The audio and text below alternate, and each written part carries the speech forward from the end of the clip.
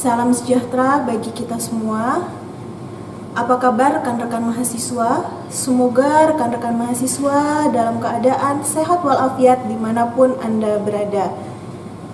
Selamat datang pada perkuliahan Teknologi Konservasi Tanah dan Air. Pada kesempatan kali ini kita akan membahas mengenai topik metode konservasi tanah dan air. Kepada rekan-rekan mahasiswa, selamat menyimak video pembelajaran berikut ini. Ya, sebelum kita membahas mengenai metode konservasi tanah dan air, kita harus mengetahui dulu apa itu konservasi tanah dan apa itu konservasi air.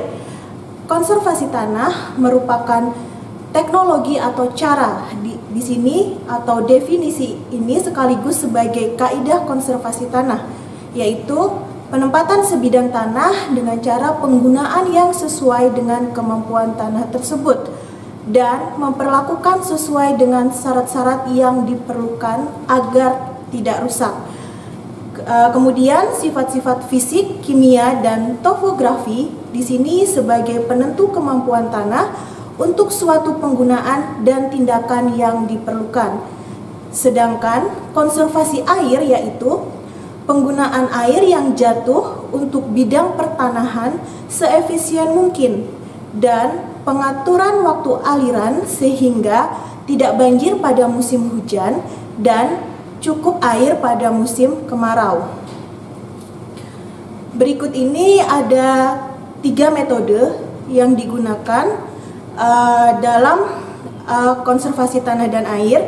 Yang pertama yaitu ada metode vegetatif. Yang kedua yaitu ada metode mekanik, dan yang ketiga yaitu ada metode kimia, di mana masing-masing metode ini memiliki fungsi yang berbeda-beda. Yang pertama yaitu metode vegetatif. Metode vegetatif ini memiliki fungsi yang pertama yaitu melindungi tanah dari daya perusak butir-butir hujan yang jatuh.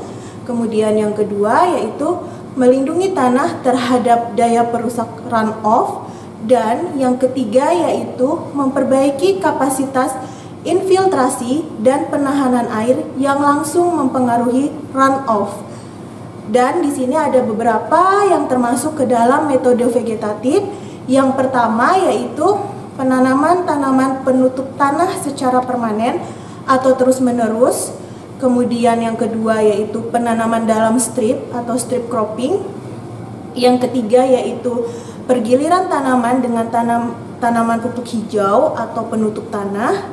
Yang keempat yaitu agroforestry seperti talun atau tegal perkarangan. Kemudian alley cropping atau sistem pertanaman lorong, dan juga ada mixed cropping atau sistem pertanaman campuran.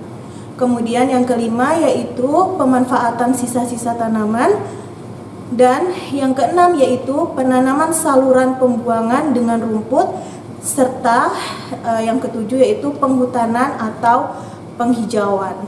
Selanjutnya yaitu penanaman dalam strip. Terlihat pada gambar bahwa tanaman pokok atau pada kotak yang bergaris, kotak yang bergaris tersebut adalah tanaman pokok.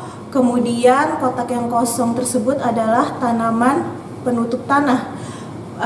Pada gambar 1 terlihat bahwa penanaman berupa strip tepat mengikuti garis kontur. Kemudian pada gambar 2 yaitu penanaman dalam strip lapangan yang terdiri dari strip-strip tanaman yang lebarnya seragam yang dibuat memotong arah lereng. Dan pada gambar 3 yaitu penanaman dalam strip penyangga yang terdiri dari strip rumput atau tanaman legum yang dibuat di antara strip. Kemudian lebar strip dapat seragam, dapat juga tidak. Dan tanaman penutup tanah ditempatkan pada lereng yang kritis. Berikut adalah gambar pemanfaatan sisa-sisa tanaman atau residu manajemen. Tujuannya di sini adalah untuk melindungi tanah dari daya perusak butir hujan yang jatuh. Begitu juga yang di bawahnya adalah contoh pergiliran tanaman dengan tanaman pupuk hijau atau penutup tanah.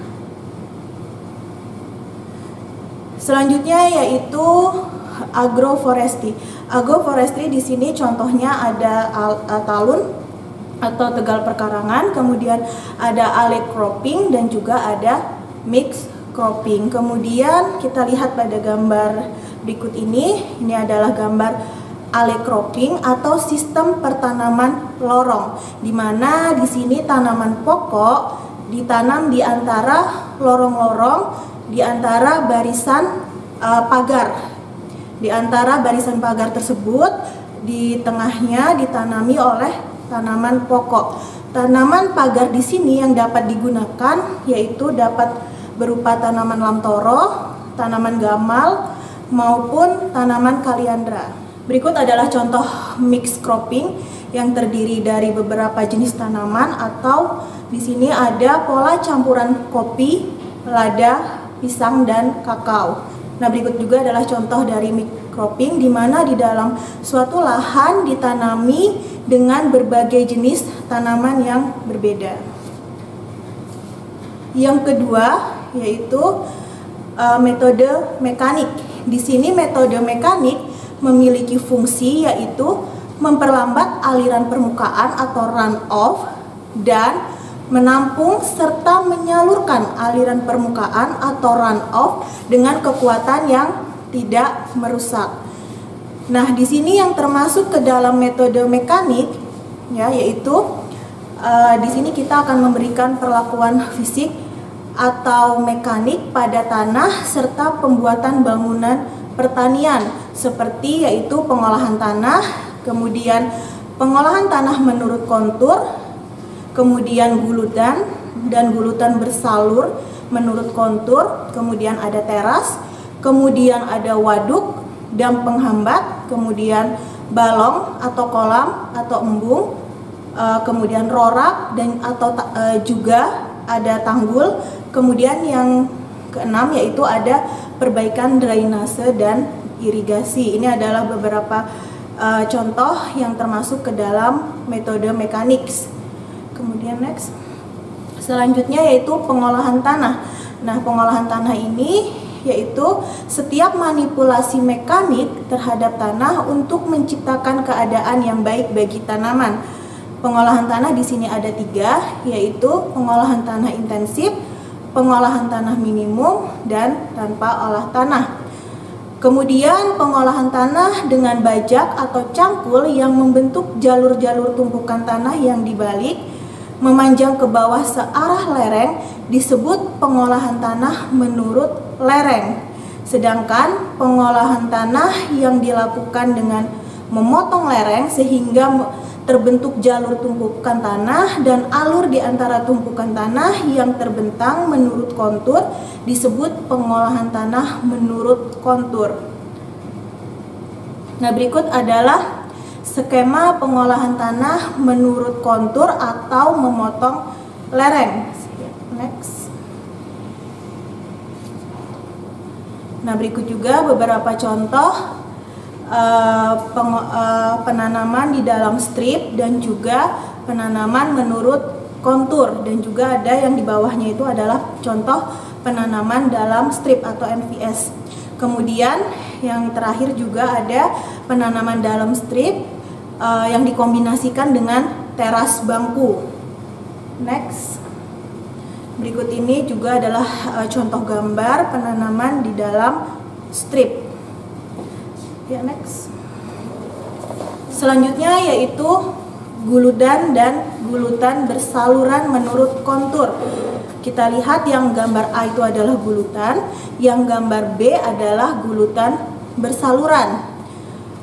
Gulutan ini merupakan tumpukan tanah yang dibuat memanjang menurut arah garis kontur atau memotong lereng.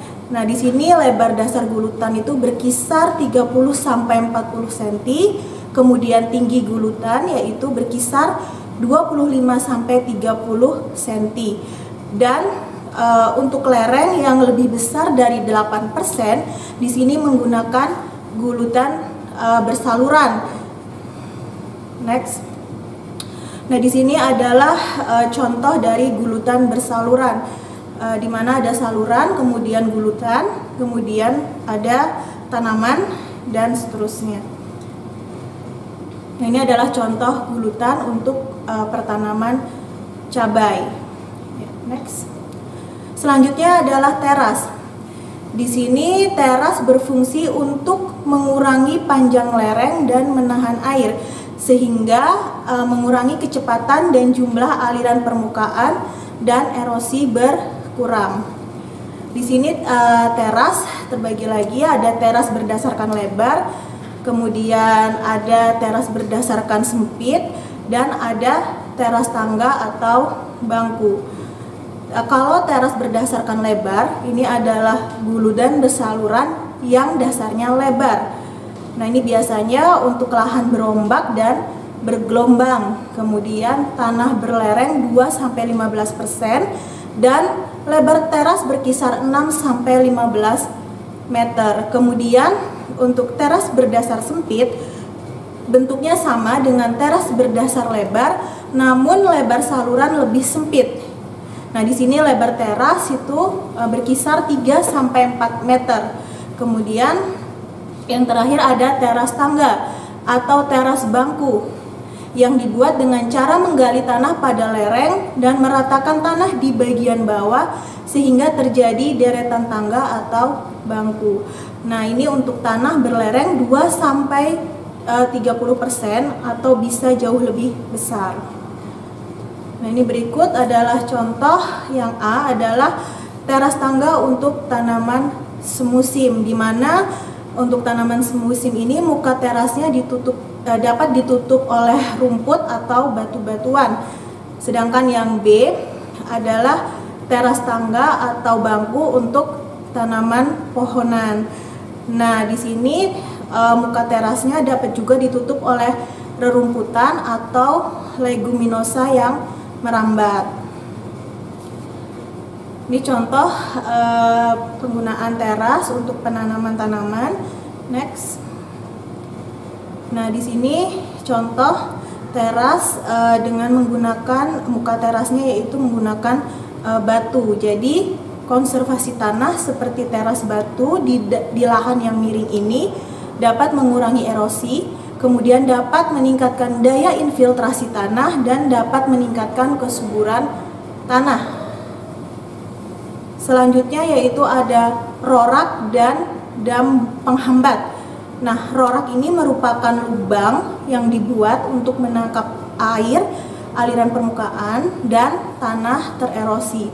Nah, umumnya ukurannya yaitu panjangnya itu berkisar 1-5 meter, kemudian lebarnya itu 50 cm dan tingginya itu berkisar 60 cm. Kemudian jarak searah lereng ini biasanya lereng landai 3-8% dan agak miring. Agak miring ini biasanya 8-15% atau sama dengan 10-5 meter, dan lereng miring 15-30% ya, atau sama dengan 5-3 meter. Nah, penempatan rorak ini dilakukan secara berselang-seling sehingga menutupi areal secara efektif. Dapat dilihat itu adalah gambar dari penempatan rorak di lapang. Kemudian selanjutnya adalah dam penghambat. Dam penghambat ini dibuat dengan menempatkan papan atau balok kayu, bata, batu atau tumpukan tanah untuk mengurangi erosi parit atau selokan serta menghambat kecepatan air sehingga tanah terendapkan pada tempat tersebut. Nah, ini adalah yang sebelah kiri adalah contoh rorak pada areal, kemudian yang sebelah kanan ini adalah contoh dari dam penghambat. Metode yang selanjutnya yaitu metode kimia. Di dalam metode kimia kita akan menggunakan preparat kimia sintetis atau alami. Namun penggunaan preparat sintetis atau alami ini biasanya mahal, sehingga metode kimia ini tidak sepopuler metode vegetatif dan juga mekanik. Kemudian menjelang tahun 1950-an di sini telah dikembangkan preparat-preparat kimia yang digunakan untuk pembentukan struktur tanah agar stabil yang disebut sebagai soil conditioner. Nah, soil conditioner di sini berpengaruh baik terhadap stabilitas agregat, kemudian permeabilitas diperbesar dan erosi berkurang, dan memperbaiki pertumbuhan tanaman semusim pada tanah liat berat. Kemudian Debord 1973 mengelompokkan soil conditioner. Yang pertama yaitu ada polimer tak terionisasi. Contohnya yaitu polyvinyl alkohol atau PVA. Kemudian ada juga polyanion, yaitu ada polyvinyl asetat. Kemudian ada polyakrilonitril atau setengah terhidrolisis, ada juga polyakrilik acid, dan ada vinyl asetat. Kemudian yang ketiga ada polikation. Polikation ini seperti dimetil aminoetil metaklirat. Kemudian yang keempat ada dipol polimer. Dipol polimer ini seperti polyakrilamid. Kemudian yang kelima ada emulsi bitumen atau aspal. Next. Selanjutnya yaitu teknik konservasi tanah dan air menurut World Association of Soil and Water Conservation tahun 1998 atau menurut WOCAT atau World Overview of Conservation Approach and Technology. Di sini membagi teknik KTA menjadi beberapa bagian. Yang pertama yaitu KTA secara agronomis. KTA secara agronomis yaitu dilakukan atau dengan cara yaitu penggunaan mulsa, sisa tanaman, pupuk hijau, pupuk kandang, pupuk buatan, kemudian pengolahan tanah konservasi, kemudian penanaman dan pengolahan tanah menurut kontur. Nah, di sini fungsinya yaitu untuk meningkatkan infiltrasi, kemudian menurunkan koefisien aliran permukaan dan menurunkan atau mencegah erosi. Selanjutnya yaitu KTA secara vegetatif, yaitu penanaman tanaman penutup tanah, kemudian penanaman di dalam strip, kemudian penanaman tanaman pagar, kemudian penanaman pohon, dan penghijauan atau reboisasi. Di sini fungsinya yaitu untuk meningkatkan infiltrasi, kemudian menghambat laju aliran permukaan, dan menekan erosi.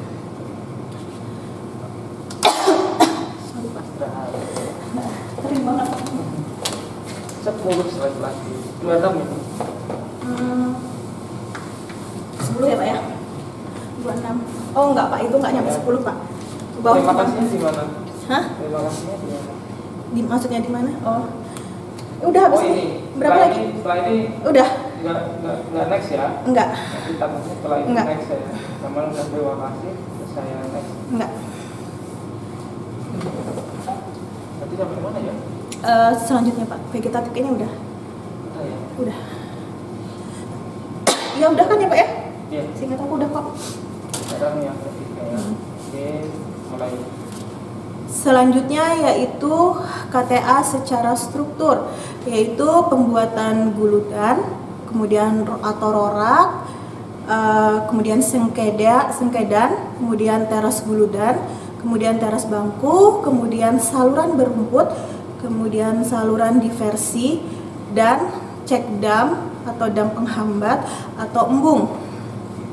Di sini fungsinya yaitu untuk menghambat laju aliran permukaan, kemudian yang kedua yaitu mencegah terkonsentrasinya aliran permukaan dan menurunkan puncak aliran permukaan. Selanjutnya yaitu KTA secara manajemen, yaitu perubahan penggunaan lahan, kemudian perubahan pengelolaan seperti rotasi pengelolaan dan seterusnya. Nah, fungsinya di sini yaitu untuk meningkatkan infiltrasi, kemudian menghambat atau memperlambat aliran permukaan, kemudian menurunkan koefisien aliran permukaan dan mencegah atau menurunkan erosi. Selanjutnya yaitu kombinasi teknik KTA, yaitu agronomis, vegetatif, struktur, dan atau manajemen pada kondisi di mana satu tindakan tidak berfungsi tanpa tindakan lainnya. Kemudian kombinasi struktur, vegetatif, dan agronomis seperti penanaman rumput dan pohon pada gulutan atau teras. Selanjutnya yaitu dapat dilihat pada gambar di sini bahwa yang di atas adalah di mana tanah tersebut terdapat penutup tanahnya atau penutup tanah alami seperti pohon dan rerumputan. Sedangkan yang gambar di bawah itu adalah di daerah perkotaan di mana sudah banyak bangunan-bangunan dan tidak dijumpai tanaman. Nah, pada gambar di atas terlihat apabila banyak tanaman di atasnya, maka runoff itu hanya 10% dan infiltrasi dangkal itu mencapai 25% dan infiltrasi dalam mencapai 25%.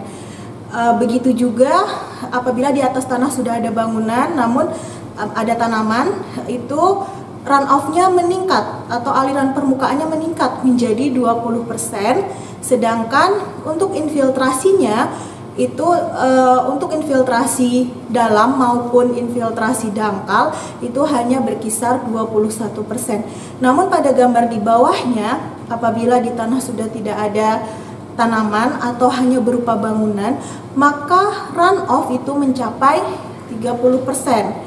Ya, kemudian semakin banyak bangunan maka runoff bisa mencapai 55% dan infiltrasi itu semakin kecil ya. Jadi untuk infiltrasi dangkal itu hanya 10% dan untuk infiltrasi dalam hanya 5%. Dari gambar ini dapat disimpulkan bahwa apabila di atasnya terdapat tanaman maka runoff-nya akan menjadi kecil karena infiltrasinya tinggi. Dan sebaliknya, apabila di atas tanah itu sudah tidak ada tanaman atau hanya berupa bangunan-bangunan seperti di daerah perkotaan, maka runoff-nya itu akan besar.